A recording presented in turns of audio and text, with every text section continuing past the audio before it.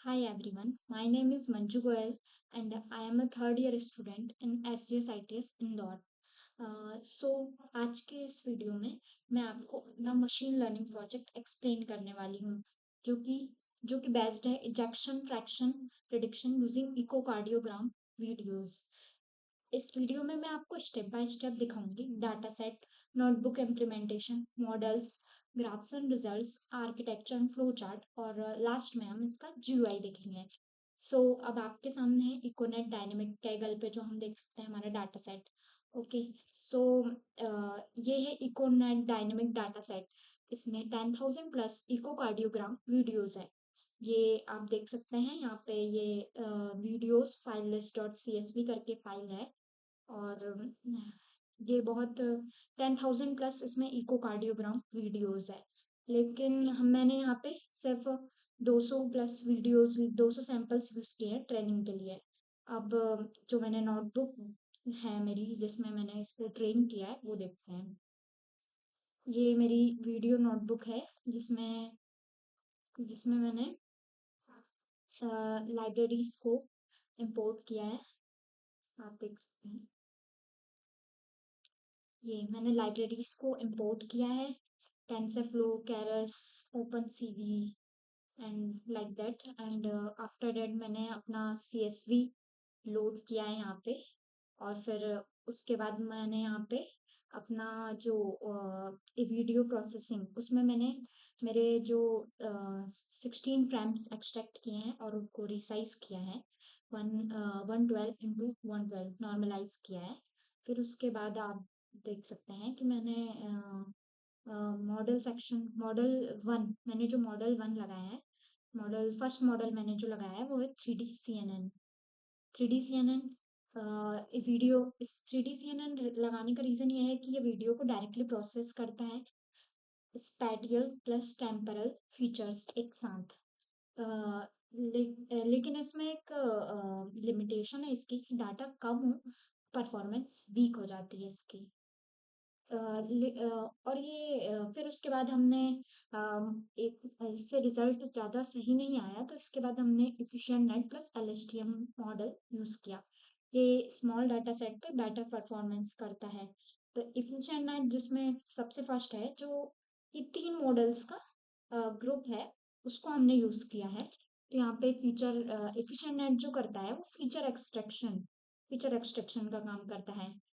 Frame और फिर आता है time distributed frame wise processing करता है। फिर आता है LSTM जो कि सीक्वेंस लर्निंग करता है। तो जो हमारा फ्लो होगा उसमें वीडियो होगी, पहले वीडियो आएगी, फिर उसकी फ्रेम्स बनेंगी, उसके फीचर्स निकालेंगे, फिर LSTM अप्लाई होगा, फिर उसके बाद हम ये प्रेडिक्ट कर पाएंगे। अब हम हमारी रिपोर्ट पे आते हैं। ये मैंने अपनी रिपोर्ट बनाई है जिसमें आप देख सकते हैं ये मेरा मैंने जो गिटहब पे अपलोड किया है और मैंने यहाँ डिप्लॉय किया है। और ये मेरा डाटा सेट है। इसमें हमने फर्स्ट एब्स्ट्रैक्ट जिसमें EF के बारे में बताया है कि EF क्या है। EF इजेक्शन फ्रैक्शन जो कि लेफ्ट वेंट्रिकल से कितना हार्ट जो है वो लेफ्ट वेंट्रिकल से कितना ब्लड पंप कर रहा है वही हमारा EF होता है। ओके। एंड हमने यहाँ पे इंट्रोडक्शन में भी वही बताया है। और ये है कि जो EF है हमारा वो यदि 50-55 से ऊपर हो तो नॉर्मल है EF। और यदि 41 से 54 है तो माइल्डली रिड्यूस्ड है। और 40% से कम है तो फिर ये प्रॉब्लम क्रिएट कर सकता है। फिर ये हमारे लिटरेचर रिव्यू है जो हमने यूज़ किए हैं ये 22 हैं। और फिर उसके बाद हम हमारा आर्किटेक्चर समझते हैं। अ, अब मैं आपको अपना आर्किटेक्चर एक्सप्लेन करती हूँ जो मैंने अपनी ये रिपोर्ट में बनाया है। आप यहाँ पे देख सकते हैं कि मैंने जो इनपुट लिए हैं उसमें मैंने फ्रेम्स को एक्सट्रैक्ट किया है। फिर कौन वो 3D लेयर्स हैं जो कि मैंने इसमें फीचर्स को एक्सट्रैक्ट किया है। कूलिंग जो कि डायमेंशन को रिड्यूस कर रही है। और उसके बाद आता है डेंस लेयर जिसमें हमें EF का आउटपुट मिल सकता है। ये पूरा मॉडल एक ही पाइपलाइन में वीडियो को प्रोसेस करता है। लेकिन अब जब हम मॉडल जो B हमने अप्लाई किया क्योंकि हमारा रिजल्ट इससे अच्छा नहीं आया तो हमने मॉडल B अप्लाई किया efficient net B0 plus time distributed plus LSTM। यहाँ पे क्या हो रहा है इसका आर्किटेक्चर आप देख सकते हैं जिसमें इनपुट में हम 16 फ्रेम्स ले रहे हैं। हर फ्रेम एफिशिएंट नेट को एक्सट्रैक्ट कर रहा है। फिर आउटपुट में हमें फीचर वेक्टर्स मिल रहे हैं। फिर एलएसटीएम जो है वो टेम्परेरी रिलेशन लर्न करता है और टेंस में हमें फाइनल ईएफ मिल जाता है। इस आर्किटेक्चर का मेन एडवांटेज है स्पैटियल और टेम्परल लर्निंग अलग अलग होती है, इसलिए परफॉर्मेंस बेटर होती है। आप इसका आप फ्लो चार्ट देख सकते हैं जिसमें हमने ये 10,000 इको वीडियोस हैं उसको हमने 200 वीडियो का सबसेट लिया है। फिर प्री प्रोसेसिंग हो रही है जिसमें 16 फ्रेम्स को एक्सट्रैक्ट किया है। फिर रिसाइज हो रहा है 112 इंटू 112 में, ठीक है।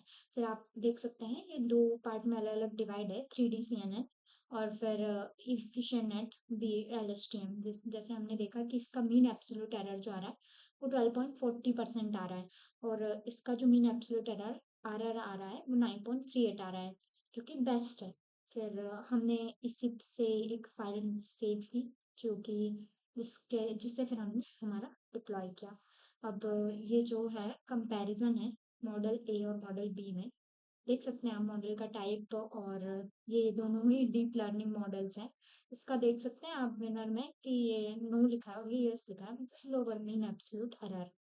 और यहाँ पे कुछ ग्राफ्स भी हैं जो हमने एक्सप्लेन किए हैं। मीन एब्सोल्यूट एरर ग्राफ है।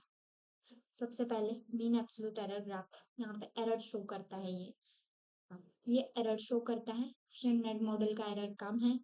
और उसके बाद आता है हमारा स्कैटर प्लॉट जो हमने किया है।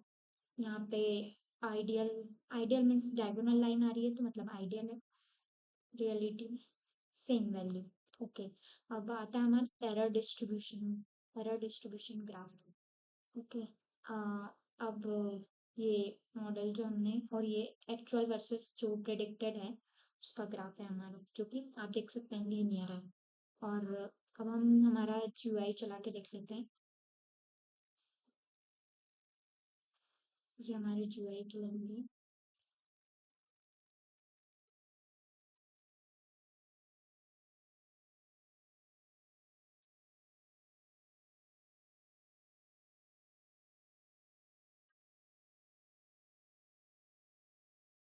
ये स्ट्रीमलीट पे मैंने डिप्लॉय किया है। इसको मैंने ये आप देख सकते हैं हर्ट ये प्रोडक्शन है, इसमें हम वीडियो को अपलोड करेंगे। ये आप देख सकते हैं, ये मैंने अपलोड किया है। ये इस तरह से वीडियो आई है और फिर ये प्रेडिक्ट EF करके बटन है जो कि हम क्लिक करेंगे।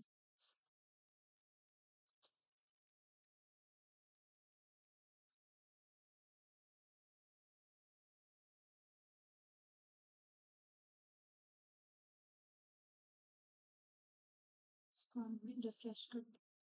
ये आप देख सकते हैं मैंने पहले भी किया था। सॉरी, हाँ वो देख सकते हैं आप मैंने ये वीडियो अपलोड की था और फिर इसके बाद प्रेडिक्ट EF हमारा 50 आया था जो कि नॉर्मल से ऊपर रेंज में है। और थैंक यू।